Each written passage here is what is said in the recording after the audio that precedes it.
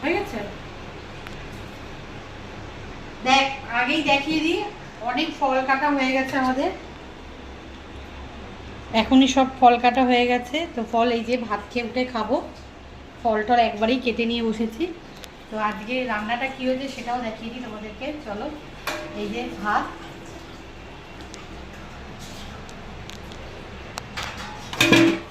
আর হচ্ছে এই যে ডিমের ঝোল, মানে কপি আলু দিয়ে আজকে ডিমের ঝোলটা করলাম। আজকে অনেক দিন বাদে কপি আলু দিয়ে খাওয়া হয় না, তো কপি আলু দিয়ে একটু ডিমের ঝোল করলাম। আর হয়েছে এইদিকে হচ্ছে এই যে ঢেঁড়স আলু আর একটু বেগুন দিয়ে চিংড়ি মাছ দিয়ে একটা চচ্চড়ি,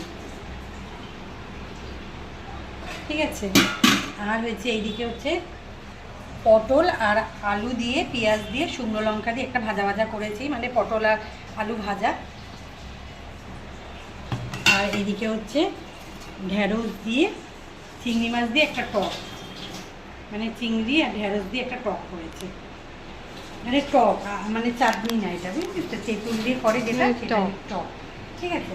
তো চলো আজকে দুপুরের মেনু হচ্ছে এই করলাম। তো তোমরা কমেন্টে জানিও কেমন লাগলো। চলো।